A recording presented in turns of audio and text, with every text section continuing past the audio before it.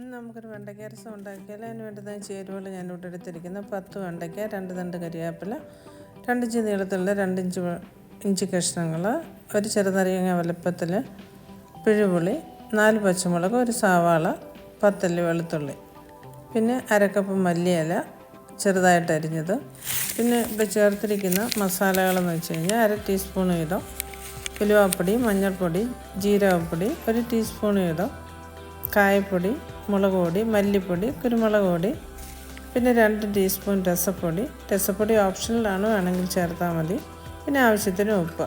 അതിന് ശേഷം നമുക്ക് വെളുത്തുള്ളി ഇഞ്ചിയെല്ലാം ഒന്ന് ചതച്ചെടുക്കാം.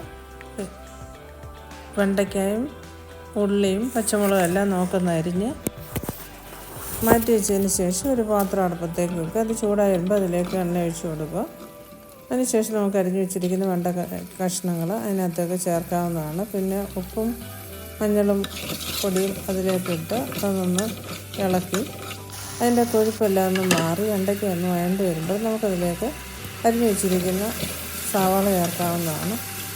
അതിനുശേഷം അതിലേക്ക് കുറച്ച് കരിവേപ്പിലയും പച്ചമുളകൊക്കെ ഇട്ട് നല്ലപോലെ വഴറ്റിയതിന് ശേഷം നമുക്ക് ഒരു പാത്രത്തിലോട്ട് അതെല്ലാം കോരി മാറ്റി വയ്ക്കാം. മാറ്റി വെച്ചതിന് ശേഷം ആ പാത്രത്തിൽ വേറെ ഏതെങ്കിലും പാത്രത്തിൽ എണ്ണ ഒഴിച്ച് അത് ചൂടായതിന് ശേഷം അതിലേക്ക് കടുക് ഇട്ട് പൊട്ടിക്കുക, കരിവേപ്പില ഇട്ട് പൊട്ടിക്കുക. അതിന് ശേഷം നമുക്ക് ചതച്ച് വെച്ചിരിക്കുന്ന ഇഞ്ചിയും ഉള്ളിയും എല്ലാം അതിനകത്തോട്ട് ചേർത്ത് കൊടുക്കുക. അതൊന്ന് മൂത്ത് ബ്രൗൺ കളറായി വരുമ്പോൾ അതിലേക്ക് കായപ്പൊടി ചേർത്ത് കൊടുക്കാവുന്നതാണ്. അതൊന്ന് മൂത്ത് വരുമ്പോൾ നമുക്ക് എടുത്ത് വെച്ചിരിക്കുന്ന മസാലപ്പൊടികളെല്ലാം ചേർക്കുക. ഈ മസാലപ്പൊടികൾ നമ്മൾ ചേർക്കുമ്പോൾ വളരെ സൂക്ഷിക്കണം. ഈ തീ ലോ ഫ്ലെയിമിലിടണം, അല്ലെങ്കിൽ ഓഫ് ചെയ്യണം. ചട്ടി എപ്പോഴും നല്ല ചൂടായാണ് ഇരിക്കുന്നത്. അത് മതി ആ മസാലകൾ മൂക്കാൻ, അല്ലെങ്കിൽ അത് കരിഞ്ഞു പോകും. എന്നിട്ട് ഉപ്പ് എല്ലാം ഇട്ടതിന് ശേഷം നമുക്ക് പിഴിഞ്ഞ് വെച്ചിരിക്കുന്ന ആ പിഴുപുളി അതിലേക്ക് ചേർക്കാവുന്നതാണ്. ഞാനിവിടെ 4 കപ്പ് വെള്ളമാണ്